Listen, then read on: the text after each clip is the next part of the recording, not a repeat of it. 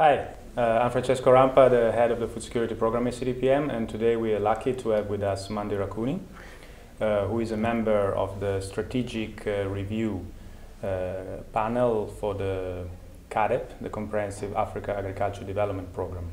2014 is the African Union Year of Food Security, and the African Union Commission and NEPAD asked a number of experts and wise men to conduct an independent assessment. So I wanted to ask Mandi, what's his general feeling so far about 2014 as the African Union Year of Food Security? Do you think that African institutions and partners have done enough to step up the game to transform really African agriculture? For sure the African Union has taken the year seriously.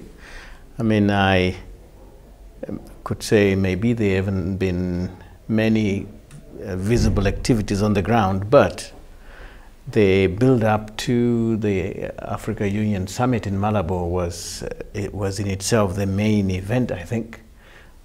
Most of the stakeholders on the continent, including the regional economic commissions, the NEPAD agency, the Africa Union itself, in terms of the Commission, spent a lot of time thinking through what Africa should do over the next 10 years to really accelerate the implementation of the CAADP programs and also just to accelerate the pace of agricultural growth. Still targeting the 6% that was being talked about in the first, as you remember, in the first decade of CAADP, ending last year, 2013, there was hope to get investment in agriculture, at least by the public sector, to go up to, say, 10%, hoping to get growth of, say, 6% per annum for agriculture. Although Africa didn't reach that, but there was a definite improvement in both the rate of public sector investment in agriculture, as well as agriculture starting to grow on the continent. And for what you can read in the Malabo Declaration by the heads of state, do you think that the major shortcomings so far of the Comprehensive Agriculture Development Program, the CAADP, have been addressed? Do you think that the addition of new targets for CAADP beyond this 6 and 10%, if you take the trade target to increase intra-Africa agricultural trade, is that enough to make CAADP more result-oriented? Yeah, I think it's a major improvement on the first 10 years. If you recall, some of the major shortcomings of the first 10 years of CAADP included very negligible increase in domestic private sector investment in agriculture. The other weakness was not enough focus on policy aspects that could get agriculture even moving faster, as well as capacity issues. So the declarations in Malabo, July this year, 2014, really tried to put back, I mean, those 7 declarations to me were quite unique in a sense that the heads of states were very precise in their declarations and also the timing. So besides reaffirming the importance of the CAADP principles and values, which, by the way, was the first declaration, and I still think the most important moving forward, because it is the CAADP framework and principles of inclusive growth, of participatory processes, etc., that are important. Yeah. So the other declarations, the new ones, particularly targeting much more closely, trying to get zero hunger by 2025. It is a lofty goal, but I think African heads of states, for the first time, have resolved that it's in the hands of the Africans to take care of this hunger problem, and the poverty one as well. So regional integration and strengthening regional integration is a major both means of achieving these targets, as well as a desirable end result in itself. And so what is the next step after the Malabo Declaration? What is happening right now in order to make that a reality?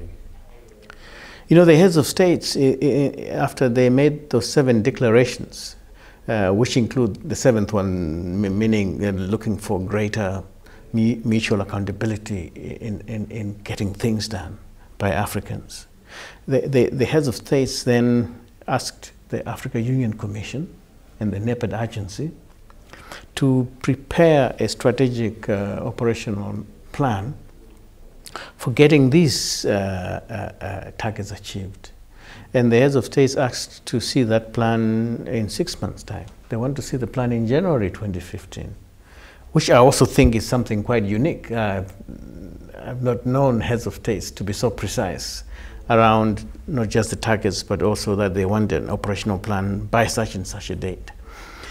And I saw the Africa Union Commission and the NEPAD agency taking that very seriously, and they have been working non-stop since then to put together a kind of strategy and plan of action milestones that the heads of states will believe and probably want to see implemented. Thank you, Mandi. In terms of maybe the external partners in the context of African agricultural transformation, there's a lot of attention, not only from the donor community on what is happening in Africa on food security, but increasing attention by investors. So one of the potential tensions that is around the recent dynamics in African agriculture is, of course, the role of large foreign corporations who would like to invest in Africa, acquiring land, investing in seeds, improved seeds or fertilizer to kind of develop the African agriculture the way we have developed in Europe and in the United States. Do you think that, what do you think that the European, for example, European Union could do to make sure that the private sector interventions in Africa match the public objectives that the African leaders have enshrined into this declaration from the CAADP and then to Malabo very recently? Yeah. Is there something you can say that the Europeans should do in terms of the role of the private sector in African agriculture? I think so. I think the European countries will achieve their development support targets with Africa much quicker if they placed more importance in strengthening the domestic private sector in Africa. You see, the foreign private sector may come in with some quick wins. Big companies, you know, get some fertilizers in and improved seed and a bit of processing here, a bit of large-scale farming there.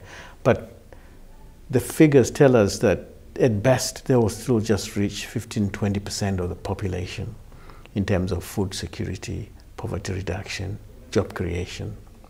It is still the small family farm that is reaching 80% plus of the population in terms of food markets, jobs, etc. But both European countries, as well as governments, unfortunately African governments, have gone through a rough period of 30–40 years where they could not truly believe that small farmers would make the transition for Africa from an agrarian society into a manufacturing, urban industrial society. But now, as we see what's happening on the continent, it is actually the small family farm, the small intermediary private sector groups who are moving thousands and thousands of tons of food. They are tracking the food, they are storing the food, some of them are pre-processing, you know, supplying mostly the rural towns and the peri-urban areas. That is the true private sector for Africa. And in my opinion, that's the group that now needs investment by our own African governments in terms of giving them better access roads, access to water, electricity, so that they can have the cold chain, so that they can truly grow into medium-sized businesses, collectively achieve industry level performance, and move from purely artisanal type of agro-industry to a more industrial base, but still based on small farms and intermediary private sector groups. Because the European Union, and in particular the Italian presidency of the European Union currently, is looking at a political signal on what the European Union member states could do really to support or to jointly agree with the European private sector on how to intervene in Africa. So you think that there is no danger, there is no fear in Africa from this possible entry of economic diplomacy consideration and to promote the European private sector in African agriculture? You think that they can be kept together, the push to support African food security, but also the recognition that the European private sector will need to invest in African agriculture? So you think these two objectives can be brought together? They can be brought together, but not in the way that I've seen it happen. So far. Yeah. So far, it's been about bringing big business from Europe to do business in Africa. Take dairy, for instance. So a big dairy company from Europe will just go to Africa and do business. Quite often it means just taking the same European brands and using fairly formalized regulations that govern big businesses. So that leaves out a lot of small, medium-sized players. So what I'm looking for is two things. One, European countries, including Italy, finding ways of investing in kind of public-private partnerships which focus mostly on improving infrastructure and basic capacity to industrialize and to modernize African agriculture, rather than just bringing in big business. The second area is then to say that as public-private partnerships improve infrastructure, roads, electricity, manufacturing, storage, cold chain, etc. As that improves, I also then think big business from Europe should be investing in the local industry rather than substituting it. I think they should place their investments to grow the local industry, grow some of the local brands, so that you're not just pushing the foreign brands.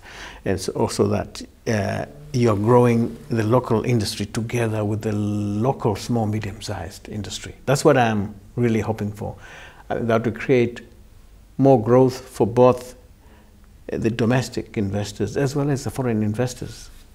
Whereas if you just come in big business with the European brands and products, all you're going to hit is the middle class and up. They're the ones who are more likely to buy those products. So the market that you'll be eventually capturing is much smaller than if you go below that level and invest in the domestic private sector, and you catch the rural towns and other less developed part of the domestic market, but the one that is growing the fastest. Thank you, Mandi. We hope that the European and the African leaders will hear and take into account these messages. Well, thanks so much. It was a pleasure talking to you. Bye. Bye.